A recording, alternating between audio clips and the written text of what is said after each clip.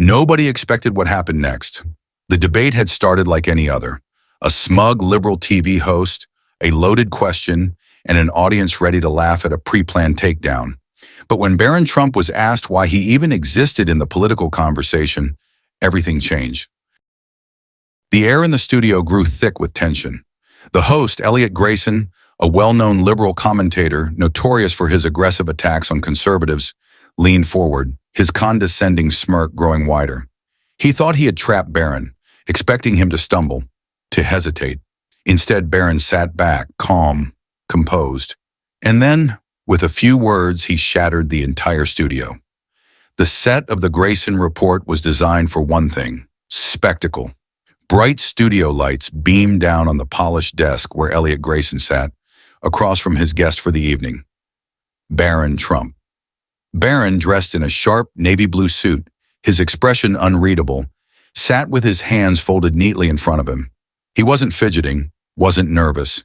He was simply waiting. Across from him, Elliot Grayson, a veteran talk show host in his mid-50s, smirked behind his signature red-rimmed glasses. He was used to control. He was used to his guest playing defense. Tonight would be different. Grayson adjusted his tie dramatically, leaning forward with an air of mock sincerity. "So, Barron, let's get right to it. What exactly do you do? I mean, let's be honest here. If your last name weren't Trump, no one would even know you exist." The audience laughed on cue. Barron didn't move, didn't react. He simply let the laughter die down on its own.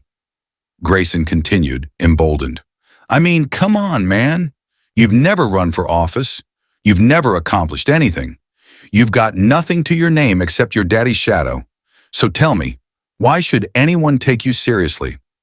More laughter, some cheers. Barron exhaled slowly, tilting his head slightly. When he finally spoke, his voice was steady, low, and controlled. "That's funny," he said, his eyes locked on Grayson. "Coming from a guy whose entire career exists because of my father." The laughter stopped. Grayson blinked, caught off guard by the calm sharpness of the response. Barron leaned forward slightly. "You want to talk about relevance? Let's talk about yours. The only reason anyone watches this show is because you spend every night ranting about my father. If Donald Trump weren't in politics, you'd be just another washed-up host reading pre-approved talking points from your producers." The energy in the room shifted. Grayson scoffed, trying to regain control. "Oh, come on, that's ridiculous." "Is it?" Barron asked, his voice still calm. "Tell me, Elliot, when was the last time you had a trending segment that wasn't about my family?" Silence. Grayson opened his mouth, then hesitated. The audience murmured, some of them clearly realizing he didn't have an answer. Barron continued, his tone like a knife slicing through the noise.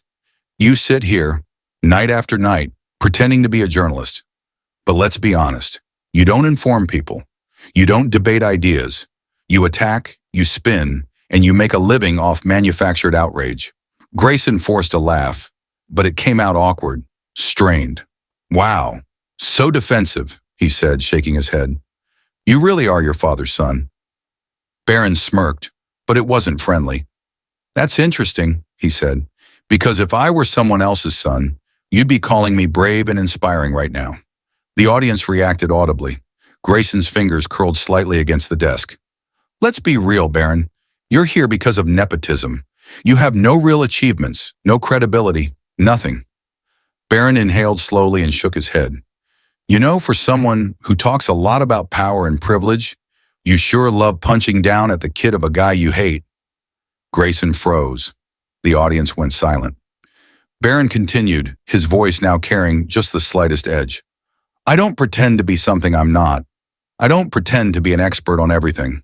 But you do. You pretend your opinions are facts. You pretend your bias is journalism. And the worst part? You're not even good at hiding it." Grayson sat up straighter, clearly irritated now. "Oh, please," he said. "You act like I'm the bad guy for calling out your family's corruption." Barron chuckled. "Elliot, you don't call out corruption. You protect the people who push your agenda, and you attack the ones who don't. If my last name weren't Trump, we wouldn't even be having this conversation." Grayson's face turned red. The control he once had, gone. The audience? no longer laughing. And then, in a moment of pure frustration, he snapped. "Oh, fuck off, Barron," Grayson muttered under his breath. A stunned gasp rippled through the studio. Barron just smiled. He slowly leaned back in his chair, completely unfazed. Then with absolute calm, he looked at the camera and said, "See? That's the real Elliot Grayson. Take a good look, America." The crowd erupted. People were clapping, some even standing. Grayson, realizing his mistake, tried to recover. I didn't mean—" Barron raised a hand. "It's okay, Elliot. You lost your temper. Happens to the best of us." Grayson stammered. The control he had at the beginning? Completely shattered. And the worst part? Barron never had to raise his voice. The silence in the studio was thick, suffocating. Elliot Grayson sat frozen in his chair, his face pale under the stage lights. His own F-bomb was still hanging in the air, replaying in the minds of every single person watching. Live in the studio and at home, the audience, who had once been cheering at every jab he threw, was now in a state of pure disbelief. Barron Trump, meanwhile, was completely unbothered. A slow smirk spread across his face as he casually leaned back in his chair, arms resting comfortably on the armrests. He had won, and he knew it. "Take a good look, America," Barron repeated, his voice smooth as ever. "This is the guy who claims to be the voice of reason." The audience erupted. Some were clapping, others were laughing in shock, and a few, especially those loyal to Grayson, were whispering to each other, unsure how to react. Because this wasn't just a moment of defeat for Elliot Grayson. This was humiliation. On his own show, in front of his own audience, in front of millions of viewers at home. Grayson's eyes darted toward the control room, where his producers were frantically waving at him to move to commercial, but it was too late. The damage was done. He let out a short, forced chuckle, trying to regain his composure. All right, he muttered, rubbing the bridge of his nose. Let's get back on track here."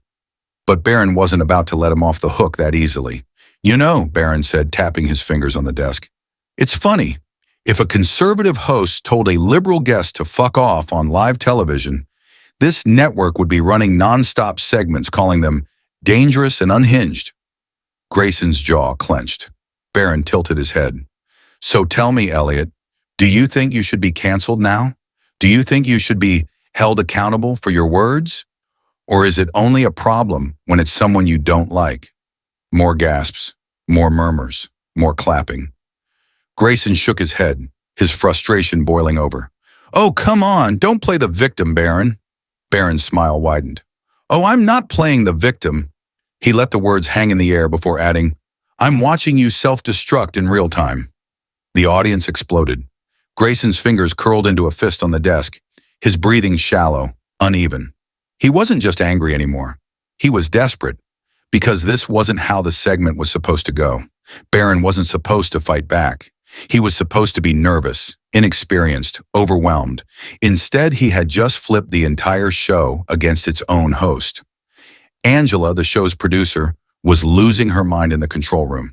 She kept signaling for commercial break, but Grayson refused to listen. He had one chance to save this, one chance to turn it around. He straightened up in his chair, forcing a smirk, pretending like he was still in control. "Look, Barron, let's be honest. No one actually cares about this little gotcha moment you think you just had." He waved a dismissive hand. "People care about real issues, not whatever personal nonsense you're trying to spin." Barron arched an eyebrow. "That's rich, coming from a guy whose entire career is built on personal attacks." Grayson's smirk twitched. Barron leaned forward slightly. "You've spent years mocking conservatives, calling people who disagree with you racist, sexist, bigoted, dangerous.